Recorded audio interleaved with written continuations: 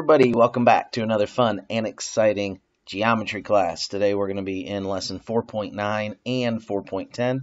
We're going to be talking about proportional segments of parallel lines and also proportional segments of right triangles. So let's jump into it. Go ahead and open up your book to page 209, page 209. Look down here. And when we're talking about proportional segments of parallel lines, we're talking about Theorem 60 right there. You'll see it in your book. If two parallels are cut by three or more transversals passing through a common point, then the corresponding segments of the parallels are proportional. All right, what does that look like? So here's what it looks like. You have a point up here. We'll call it point P. And from that point, you have three or more lines kind of like radiating out of that like the sun's rays, okay? So that's kind of the idea there. And they are crossing over parallel lines. So these two white lines are the parallel lines. In your book, they're called S and T. So we can call this one S and this one T. All right, so what's going on here and what the book is trying to show you, we've already talked about these being proportional if there's two. We've talked about some other things with that. But now what they're saying is if there's three, these pieces, so this line right here is going to be proportional with this line right here, A prime, B prime. Okay? And that's going to be proportional with any other section that you pick. So we could pick this one right here. We could pick BC. So that would be BC on top. Remember, the prime sections have to go with the other prime sections, and then the regular sections with the regular ones. So in other words, BC has to go with A prime, B prime. So B prime, C prime has to go with that one. BC would go with the one, we'll call them the original. In this case, it's not really the original. It's just whichever ones we designate that way. That would also be, we could keep going with that. We could say that is also proportional with, we'll go this way with it, C prime, D prime for the bottom, C prime, D prime for the bottom, and for the top, CD. Okay, so all of these are proportional. So that's proportional with that, that's proportional there, and then this one is proportional with this one. So they're all proportional based on the fact that Theorem 60 says that they're proportional, okay? And so we could test that out. Let's go ahead and do one. Let's say that AB is, we'll call AB 6. And we will call A prime, B prime 2, okay? And so if we say that B prime, C prime is 5, let's say, we can figure out what BC is. And the way that we would do that is we would just plug it in. So let's do 2 over 6 equals 5 over, we don't know, that's what we're looking for, okay? And so you can do it a couple different ways. You could reduce this if you wanted first, so you could get 1 over 3. So 1 over 3 equals 5 over x. And then we would just go ahead and multiply those out. So we would get 1x, or you could just put x equals 3 times 5. So x equals 15. There you go. And so now we know that BC is equal to 15. It's just the way that it works. And you could now find the next one if you wanted to. If we said that CD is 1, let's just say that. CD is 1. So now what is that going to equal? We could use any one that we want. Let's go back and use the 2 over 6. In fact, we've already done that one. So 2 over 6 actually reduces to 1 over 3. So that's going to be our answer because we already have 1 right there. So that's going to be a 3. I'll prove that to you by showing it to you right over here. 2 over 6 equals, and then we said that it's 1 over x. All right, and so we can just go ahead and do that. 1 times 6 equals 2x. And you're going to get 6 equals 2x, divide by 2, and we get 3 equals x. So there you go. That is how, and it doesn't look like that, like this. There's no way that this is 3 and this is 6, right? But I was just throwing numbers up there. I was just putting random numbers up there. But that's how you work that kind of system right there. Okay? All right, so that is lesson 4.9, proportional segments in parallel lines. Really want to spend a little bit of time here on this next one. This is a really important one, so make sure that you pay attention. Proportional segments in a right triangle. Theorem 61. Theorem 61 is one of the more, I guess, I don't know, complex, maybe hard to wrap your mind around theorems that we have. You're like, oh no, we've had some doozies. I know, but this one's not hard, but it's kind of hard. And the biggest thing that makes it hard is you have to like rotate these triangles in your mind to get them to go right. You'll see what I mean in just a second. So Theorem 61 says, if in a right triangle, the perpendicular is drawn from the right angle to the hypotenuse. So they're just saying like if that happens, so let's just show what that looks like. So there's a triangle, right? And the right angle is angle C. Okay, so it's up here. A lot of times we're not used to seeing it like that. We're used to seeing it down like this or something, or going this way. But here the right angle is up here at C. And now they say if you draw a perpendicular down to the base. Okay, and so that the base being the hypotenuse. Okay, now there's three things that happen when this is true. All three of these happen. Okay, it's not like if this happens, then no. All three happen. Okay, so three things are true of this type of a setup right here. Okay, three things happen. Number one, the two triangles formed are similar to the original triangle. Okay, so these two triangles that are formed, what two triangles are formed?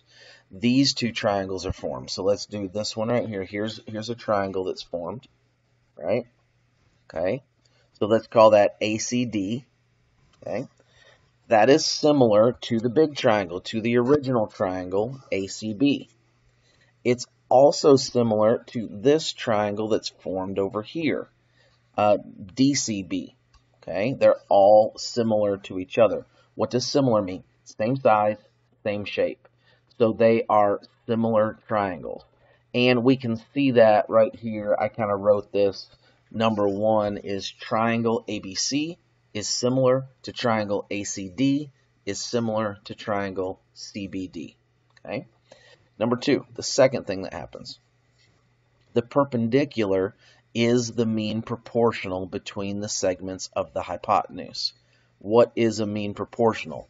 A mean proportional is something like A over B equals B over C. When the means, okay, that right there, when those are equal, you have a mean proportional. So notice what it says, the perpendicular. What's the perpendicular? This right here, CD in this case. So CD is our perpendicular.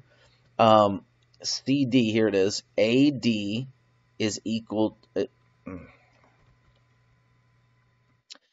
the perpendicular is the mean proportional between the segments of the hypotenuse. What is the segments of the hypotenuse? So these are the segments of the hypotenuse. Like here's one segment, right? AD is one segment, and then BD is the other segment. So those are two segments. Like it's like this thing right here, okay, this perpendicular cuts these two segments right here, A, D, and DB. So that's what goes on. And you can see that right here. So AD, and I can write this as a fraction if that helps you. AD over CD is equal to CD over BD. So there's your mean proportional. What's the mean proportional? Okay, the perpendicular is the mean proportional. That line sticking up in the air is straight up and down. Number three, the third thing that happens, each leg of the given triangle is the mean proportional between the hypotenuse and the adjacent segment of the hypotenuse. This is where it starts to go off the rails just a little bit. Okay, so for right now, you're like, oh, this is pretty easy. Well, it is until we get to this one right here, because this one starts to mess with your mind. Now, what I've done is I've kind of put these things, basically, I've taken this triangle right here, and let me kind of grab this one if I can. We'll see if this works. I think it should work. This triangle is goes into this spot right here, right? Okay, so that's this piece. Now I want you to notice something. What I've done is I've matched the corresponding pieces with what they actually correspond with. So in other words, A prime goes with angle A, C prime goes with angle C. If you'll look, we would actually have to flip this again, this is mind-boggling stuff right here, but hang with me. We would have to flip that triangle up, okay? So it would have to basically, and I can't do this with my program, but it basically would have to flip up and then do like a little bit of a rotation so that A was with A, C was with C, and B was with B. So it's kind of weird the way this works, but this B actually would rotate down there. This is the hypotenuse of my new little triangle, right? Of which triangle? Of the triangle, this one right here. So technically this is called ACD. Okay, so if ACD right here, the hypotenuse is AC. It's this piece right here. It's the one that's across from C. Now, again, it's mind-boggling, but work with me, okay, and spend a little bit of time and think this through. Now, we have this other little piece of triangle that has to come up here as well. So this little guy goes in here. And now this piece, okay, again, it's a similar triangle, but now this piece, here's the congruent piece with C, because that's the right angle, right? So that would rotate up into C's spot. Notice B double prime is with B, and then A double prime would rotate down into place. This one actually, it's like it rotates and then does like an inversion. So it's complicated, but it's not complicated, and I hate to say it like that because it is and it isn't. This is the hard part about this, is about figuring this rotation out on this triangle. Once you figure the rotation out on the triangle, easy peasy after that. There's no problem here. All right, so let's go back up to this and see what it says. Each leg of the given triangle is the mean proportional between the hypotenuse and the adjacent segments of the hypotenuse. All right, so here's what that means. AD, and I'm going to get rid of all this extra stuff that I kind of put in here for right now, okay? All right, so AD to AC. Let's put this in a fraction. This will be easier for you to see. AD over AC is equal to AC over AD, or AB, excuse me. Okay? Now, what does that mean? It means that these are the mean proportional. So where's AC? AC is this right here. Okay? So this is the mean proportional with AD and AB. Where's AD? This one, AD and AB. You're like, oh, wait, what's going on? Yes, this is the hardship, right? This is where it starts to go a little bit wonky. Now, one thing that you can do is kind of use those other letterings that I gave you, if that helps you, to be able to figure this out. But it's just, and let me show you one other way. Okay, this is one way that I really like. So let's do the big triangle first. So with the big triangle, this is, so let's put the big triangle in yellow. So that with the big triangle, this is the short leg. Okay. This is the long leg. Again, this is the big triangle. And then this is the hypotenuse.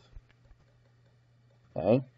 Now, let's put the other triangle, the little bit smaller triangle, we'll put this one in this pink color, okay? And so in the pink color, this is the hypotenuse. This is the short leg, and this is the long leg, okay? And again, it's just hard, but I'm trying to help you to see this. And then we'll put this one over here, we'll put this one in purple, okay? So this little triangle here in the middle and we'll work through this one. So this is going to be the short leg in purple. This is going to be the hypotenuse, and then this one is going to be the long leg, up this one up here. Okay. So yeah, it's challenging, yes, but you need to find a way to kind of grasp all of that information. Once you grasp that information, I think the rest of it is fairly easy. All the problems with this are fairly easy because the problems are all like mean proportional problems, right? You're just figuring out, okay, what's the missing piece, and let's plug it into a mean proportional, and let's make this work out. All right, well, that's all I have for you in this lesson. Hopefully you learned something there. If you missed anything, make sure you slide it back, watch it again. Important stuff. This is important for really the rest of geometry. We're going to be doing a lot of proportions. We're going to be doing a lot of triangles as we finish up the school year here. So work hard on this. Make sure you kind of wrap your mind around those moving parts, those rotations, and basically reflections in order to get it to them to be corresponding, sitting on top of each other. It's very important that you do that. Okay? Again, that's all I got for you. Have a good one. We'll see you later. Bye-bye.